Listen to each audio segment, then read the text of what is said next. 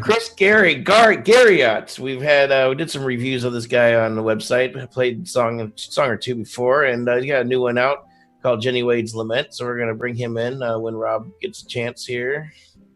There you go. There he goes to work. Rob's making the shot happen. Rob Hicks video. There we go. We're ready to go. Okay, Chris, how you doing, man? Pretty good. Doing great. Good. Welcome to the show. You're in Maryland, just down the street from Rob, from apparently. So just give us a brief, elevator pitch about who you are and what you're doing with your music. Tell us a little bit about Jenny Wade's Laments, and then we'll take a listen and come back and get deeper with Dave. Yeah, so I'm a campus minister here at the University of Maryland. I live right next to campus and been doing this gig for about 13 years. 3 or 4 years ago, I started thinking about, I've been playing guitar for years.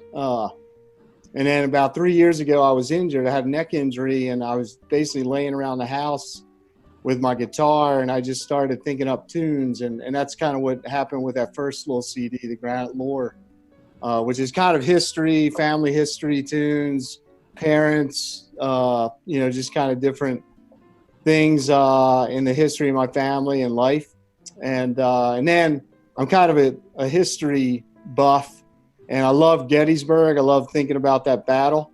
And so this Jenny Wade's Lament is about the only civilian who was killed in that battle. There was about 50,000 casualties in a 3-day battle. And it's pretty amazing. Only one civilian was killed. And it was Jenny Wade. She was baking bread in her house, helping her sister who had just had a baby.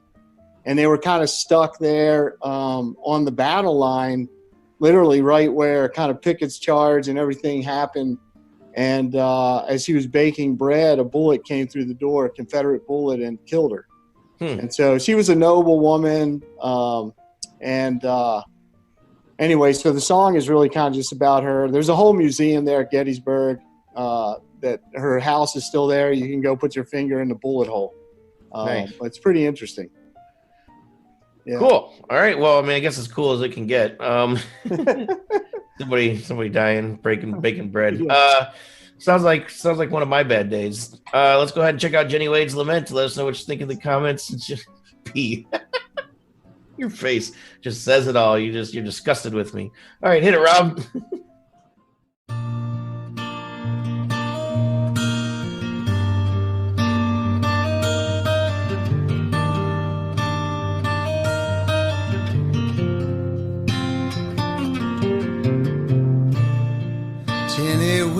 I see you there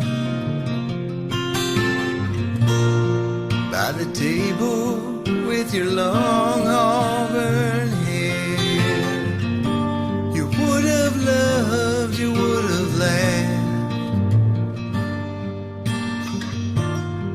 but that bullet laid you down.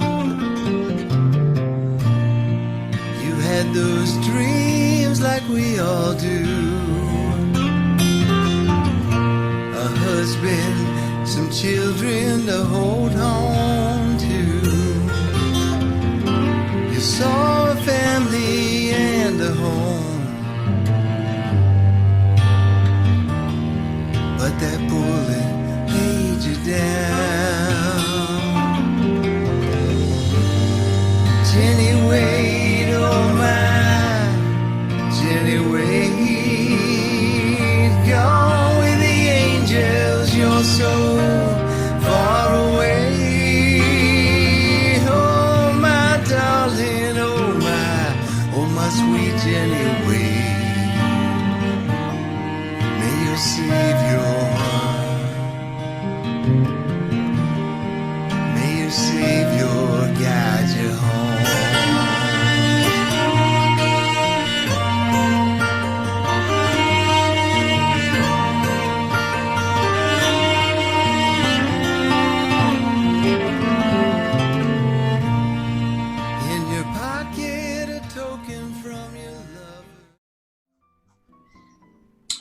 Hey, Chris, you were answering all my questions in your little preamble earlier. I'm like, oh man, those are all my questions.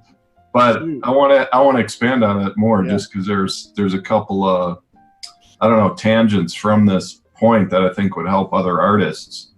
And so the first question is like, I mean, you laid out your passion for that era, you know, in the Gettysburg story and everything. What drew you to that, man? Is that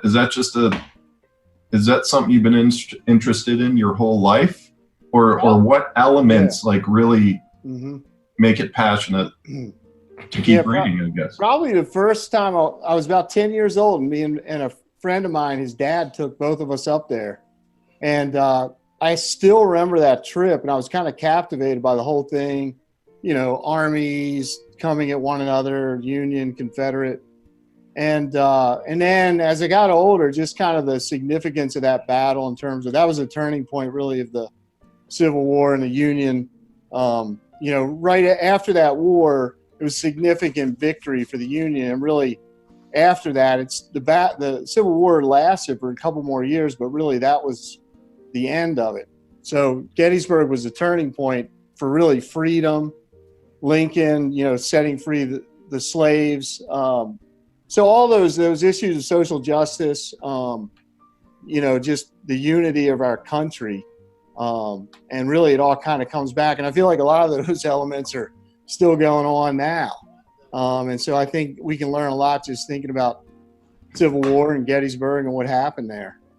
Remember the Titans?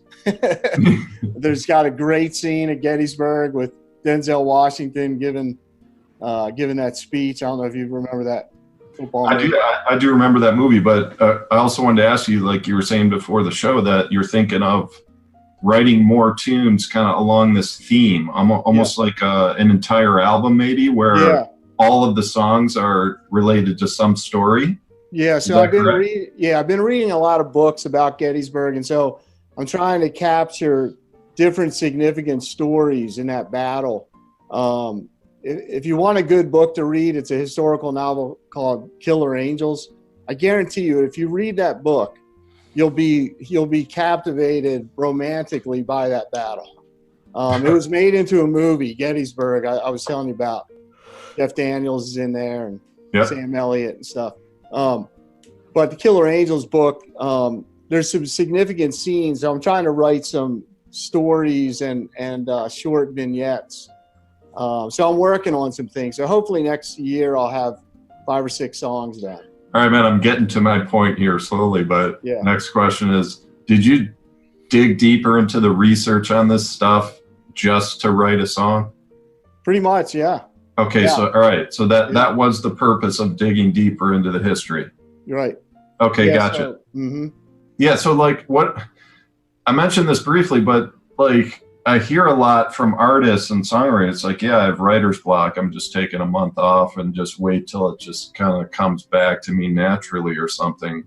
And I mean, this is such a great method, because if you're struggling to write and you just want to kind of take a long break. I mean, all of your other passions and your hobbies in your life, you know, whatever you're reading about, like I think of Jared Padone, who's another one of our critics, and he did a whole album about the stories in the Twilight Zone. Nice. I mean, he just loved the show and his whole life. And it's like, okay, well, there you go. And he just kind of reworked it and just made this amazing album about it. And if you kind of look at it that way, I mean, it's endless. Like you never should have writer's block, maybe in terms of the chords and everything, but in terms of lyrics and telling a story, is that kind of how you see it? Yeah, I was just trying to like capture some of the big elements I learned, like with Jenny Wade. I mean, she was like a Christian. She apparently was reading her Bible that day. She was taking care of her sister who just had a baby. Her mother was there. A cannonball hit the roof. So anyway, just thinking about some of those themes and then trying to bring in, like in the bridge of that song, I talk about like Psalm 23, which talks about in the shadow of your enemies, you know, she stood, and those sorts of things, trying to bring in some of those phrases. So as I'm reading these books, I'll just jot down a phrase and then I'll come back to it, that kind of thing. All right, cool. So in your ministry work on campus, are you passing out CDs after service? No. I mean, do all these people know that you're like writing music? And no, my students do. We'll do like open mic nights, and I'll play a song or two. They'll play songs, and Okay. We have a bunch of musicians. We have like some music majors in our ministry. So the guy playing cello, he was actually lived with me for a while, Peter Swanson. So he's so and that was an awesome part in the song. yeah. So I just said, hey Peter, like listen to this, like this chord progression. What do you got? And so he came up with that like in a few minutes. And so right. So it's not this secret project. Like they know and no. they support. All right, that's awesome. Yeah, they know. They know. Are you inspiring some of them to maybe write some tunes as well? Or You know what? I hope so. I hope so because there's a lot of talented people we have in the ministry. So hopefully we'll see some of that. all right, cool. So the website's chrisgarriott.com. Mm-hmm. You can read his bio, see his past album, Granite Lore. Mm-hmm. And it's a great place to stay up to date on the new tunes. He's going to be writing around Gettysburg and everything. Are you active on social media or anything? Or I mean, I'm on Facebook, but I need to do a little bit more of that. I'm on Spotify and all that sort of thing. I would say at least a Twitter just to keep like fans of your music updated so they can see when stuff's released, you know, because they're not going to come to your website every day You're right. and refresh. It's Chris Garriott 5, the Twitter handle at Chris Garriott 5. At Chris Garriott 5. Okay. Chris, it was a pleasure chatting with you, man. Have a great evening. Thanks a lot for all your promotion. Really appreciate you guys. Thank you.